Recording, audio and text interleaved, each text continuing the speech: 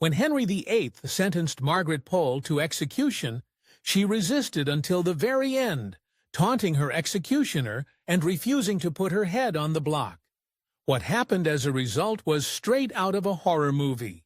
Margaret Pole was born on August 14, 1473, to the Duke of Clarence, George Plantagenet, and Isabel Neville. The setting of her birth was the lovely Farleigh Castle in Somerset, England. So, why did Margaret get to live in a castle? Well, it's probably because her family was swimming in royal blood. On her father's side, Pole had a duke for a grandfather and two very important uncles. Her uncle, Edward IV, was the King of England when Margaret was born, and her other uncle, Richard III, was the one that would eventually replace him. Back then, being so close to royalty could actually end in disaster. In 1475, Pole's mother gave birth to a boy. This was Edward. The next year, Mum was pregnant again and gave birth to another son, Richard, each son honoring a powerful uncle. Sons were what royalty usually wanted, so this family was rounding out nicely. But sadly, there was nothing but heartbreak ahead. Just 2.5 months after Pole's mother gave birth to her second son, Richard, tragedy struck. She died at the age of 25. This happened quite suddenly, and it made Pole's father suspicious. Pole's father, George, suspected that Isabel's lady-in-waiting, Anchoret Twinio, had poisoned his wife with a drink. George soon brought Twinio to trial, and considering his connections to the royal court, there was no chance she would get a fair one. Her execution took place in April of 1477. If you believe in karma, Margaret and her family were about to get theirs. Margaret Pole had lost her mother, and then another disaster struck. Her youngest brother, Richard, passed on when he was just 2 months old. It was now just her brother Edward, and her father George. And now, Dad was acting strange. With such a series of serious losses, George's reaction was twisted. First, there was his vendetta against his wife's lady-in-waiting. Next, he went after his brother, the king. George came up with various ways to plot against King Edward IV. When Edward got wind of it, Pole's father was in big trouble. When you plot against a king, you risk everything, and that's exactly what happened. King Edward IV had his own brother executed for treason. Over the course of a year and a half, Margaret Pole had lost her mother, brother, and father. Now, she and her brother Edward were very much alone, and her situation was about to get even worse. When Margaret turned 10, the King of England, her uncle Edward, passed, and his brother, Richard III, replaced him. Having another uncle on the throne should have meant security and comfort for the surviving Plantagenets, but then he betrayed them. One of Richard III's first move as king was to remove Margaret and her brother from the royal line. They went into the care of one of their aunts. It seemed like they would go on to live quiet lives, but then something dramatic happened. In 1485, the Battle of Bosworth took place. Here, Henry Tudor defeated the king and took both his life and the crown. With Henry Tudor, now Henry VII, as head honcho, Margaret and her brother had very little connection to anyone royal. Now, they were really in trouble. Luckily, the new king married Pole's first cousin, Elizabeth of York, which brought Margaret and her brother closer to royalty. Margaret and her brother lived with the mother of the king as wards of the crown. Sounds like a sort of posh orphanage, but trouble was not far behind. Henry VII had not forgotten that Margaret's father had plotted against the king. He also knew that Margaret and her brother had a more direct connection to the throne than he did. For this reason, King Henry VII did not trust Margaret and her brother, and he was going to deal with them harshly. As it turned out, the king was more worried about Margaret's brother than about her, and the consequences of his paranoia were brutal. To keep an eye on Edward, who was still just 10 years old, they moved him to the Tower of London. This was a place where many saw a violent end. While Edward suffered in prison, Margaret Pole had her own cross to bear. As she became a teenager, people started talking about who she would marry. Of course, this wasn't about love, this was about politics. And the king had a selfish idea of who Margaret's husband should be. The match that the king had in mind for Margaret was perfect for him, but not so much for Margaret. The king chose his cousin, Richard Pole, who was one of his most loyal servants. Margaret went off with her husband to his manor and got ready to live happily ever after. Unfortunately, married life wasn't quite all that it was chalked up to be. Margaret's husband Richard did well while the Tudors were in power, and Margaret did her duty as well. Her first two children were boys, Henry in 1942 and Arthur just 2 years later. As she was tending to her babies, she got horrible news. As Margaret's family grew, her younger brother was still locked up in the Tower of London. By then, he was a young adult, and he somehow became mixed up in an escape attempt. Well, the prison break was a failure, and Edward would receive a severe punishment. Now, he and his fellow escapees were standing before the Earl of Oxford, awaiting their punishment, and the Earl didn't hold back. They beheaded Edward on Tower Hill. Margaret was now the only surviving member of her family. Margaret Pole barely had time to mourn her brother. After all, she still had to make babies. She added 3 more to her initial 2, a girl and 2 more boys. It was a full house, and the kids kept Margaret very busy. Well, she was about to get busier. Even though she had 5 kids on her hands, the king thought Margaret would have time for another job. He appointed her to be a lady-in-waiting for Catherine of Aragon, who had just married the heir to the throne, Arthur, Prince of Wales. Margaret Pole may have been dreading serving as a lady-in-waiting, but she was in for a pleasant surprise. It turned out that Margaret and Catherine had loads in common, and they quickly became besties.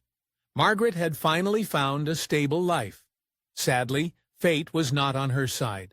Margaret's stable life with Catherine had a time limit, and it would only last as long as Catherine's marriage to the Prince of Wales. Even though the prince was still a teenager, he had a weak constitution.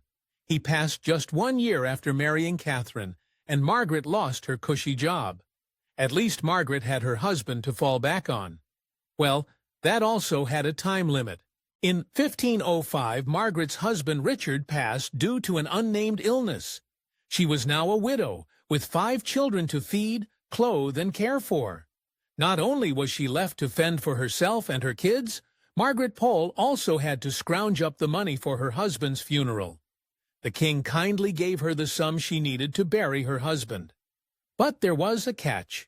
Shockingly, the king said it was a loan, and she would have to pay it back. Margaret was now seriously broke. Due to her financial strain, Margaret sent her 2 older sons to live in other houses of nobility. That left her with her daughter, her Ursula, and her 2 younger sons, Reginald and Geoffrey. Sadly, she still didn't have enough money, so for Reginald, she got creative. Instead of pointing off Reginald to other noble houses, Margaret turned to the church. She handed Reginald over to the church, and also handed over all financial responsibility. We'll soon see that this decision would come back to haunt her. Margaret Pole figured she could survive taking care of her 2 remaining children. She found a place for them to live, and prepared to live out her remaining days as a caring mother. But then, in 1509, something happened that changed everything. Margaret's best friend, Catherine, was now once again in need of a lady-in-waiting. You see, after becoming a widow, she turned around and married her deceased husband's brother. This was Henry VIII, and in 1509 he became king. Margaret must have been over the moon to be back with her bestie. The king also gave Margaret a rather generous allowance, and there was more to come. Back when her brother went to the Tower of London, they took away all of his property. Since she was in with the new king, she boldly asked for that property back. While the king made her pay a small sum to get the land back, she did get it. Margaret had big plans for her land. By 1517, Margaret was feeling financially comfortable, and she thought it was time to build her own place. But she didn't just want a house, she wanted a castle. She paid to have Warblington Castle built in Hampshire. Being a landowner had some perks. Now that she was the owner of her castle, she also got a new title. She was now the Countess of Salisbury. In 1538, she was number 5 on the list of the wealthiest pairs in England. Problems started when King Henry VIII became unhappy with his marriage. For one thing, Catherine had not had the bouncing baby boys that all kings want. The other problem was that Henry had his eye on his sister's lady-in-waiting, Anne Boleyn. Margaret's position as governess and lady-in-waiting was now in serious jeopardy. King Henry's solution to his troubled marriage was to get it annulled. As this was something new, the Pope wouldn't let Henry divorce Catherine.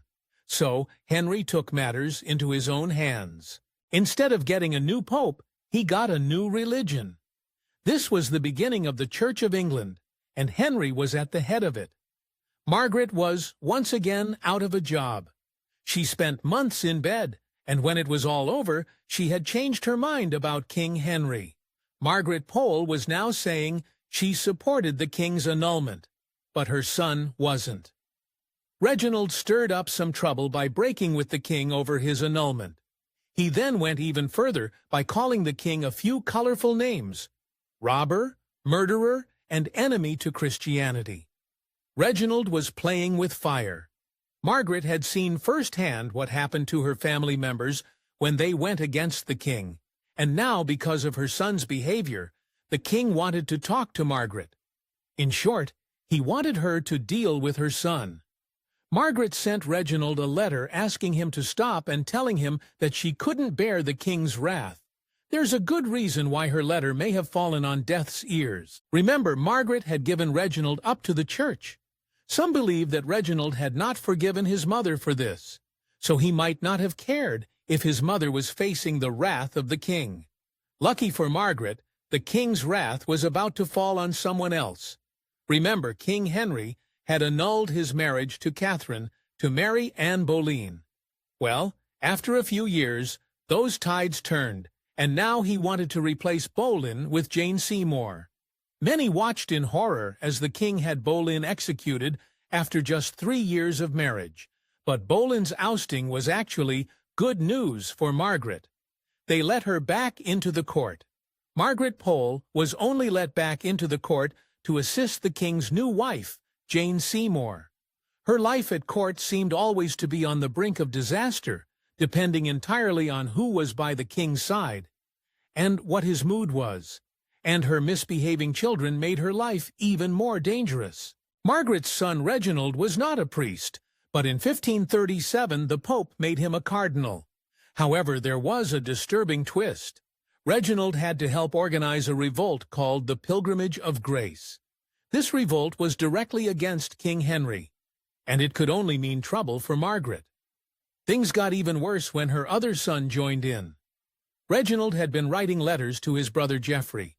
Because these letters were about the revolt against the king, they took Geoffrey in for questioning. Geoffrey couldn't bear the interrogation, so he implicated the man who was at the head of the King's Church of England. This ended up being a huge mistake.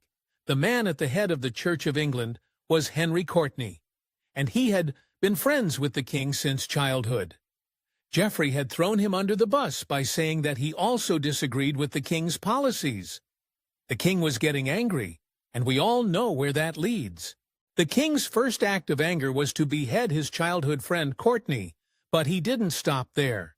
He then had Margaret's oldest son, Henry, executed. For Margaret, the punishment was prison. They sent her to Cowdray House, but she wasn't simply going to serve her time. They had other plans for Margaret. Margaret's prison was actually the home of William Fitzwilliam. The plan was to interrogate her over 3 days. Fitzwilliam and Thomas Goodrich, the Bishop of Ely, had the job of questioning Margaret. Apparently, 2 men were not enough for the job. After 3 days of interrogation, what Fitzwilliam and Goodrich found was surprising. They agreed on one thing. They called Margaret earnest, vehement, and precise. They also noted that her inner strength was more like a man's than a woman's. As it turned out, Margaret also had a strange influence on the entire household. Remember, Margaret's prison was the house of William Fitzwilliam. Well, Fitzwilliam's wife was so disturbed by Margaret that she had to leave the house. Fitzwilliam himself also wanted her out, saying that she troubles my mind. Somehow, Margaret's son, Geoffrey, the one who started all of this, received a pardon. Margaret, on the other hand, once again lost all her land and her title. The king gave her estate to his personal secretary, Sir Thomas Wriothesley. Margaret was back to square one. But what proof did they have that Margaret was guilty? Thomas Cromwell, the king's notorious right-hand man, had evidence that Margaret was not in support of the Church of England. He said that they had found a tunic that had embroidered on it the 5 wounds of Christ. Certainly this proved that she was still supporting the Catholic Church, but there may have been a totally different story behind it all. Thomas Cromwell was not always one to do everything by the book, and he may have betrayed Margaret in the worst way. It was quite likely that he hadn't found the tunic in Margaret's things. It could be that he had planted it there simply to incriminate her. Either way, things did not look good for Margaret. Margaret Pole had been in and out of trouble with the king for many years now, and now it seemed like he'd had it. He doled out the worst punishment he could think of: execution. It looked like the end of Margaret's life, and yet it wasn't. To wait for her execution, Margaret went to the Tower of London. Waiting for execution is no one's idea of a good time. But there were some perks for Margaret. She met up there with her grandson Henry. Also, there is evidence that life in the Tower was not all bad. Maybe King Henry felt bad for sending Margaret to the Tower because he paid a handsome price to keep her comfortable. In addition to servants and money, he also sent her warm gowns and shoes. She even got a chance for some sweet revenge. The man who was most responsible for sending Margaret to the Tower, Thomas Cromwell, also fell out of favor with the king. While Margaret was enjoying her warm gowns and shoes in the Tower, Cromwell met his sad end. The king had him executed in 1540, but sadly, Margaret was next. 2.5 years after entering the Tower of London, Margaret, now 67 years old, got a message. This was on May 27, 1541. The message simply said that she had less than an hour to live. This was it, the end of her life. The Tower had a chief executioner, who had the heartless job of removing people's heads for a living. At this time, he was busy dealing with the rebels in the north. To take his place, there was a young man who didn't have the experience necessary for the job. Margaret's fate was in his unsteady hands.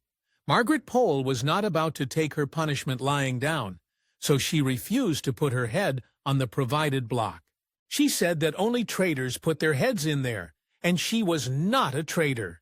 She even taunted the executioner, saying that he would have to try to get her head any way he could.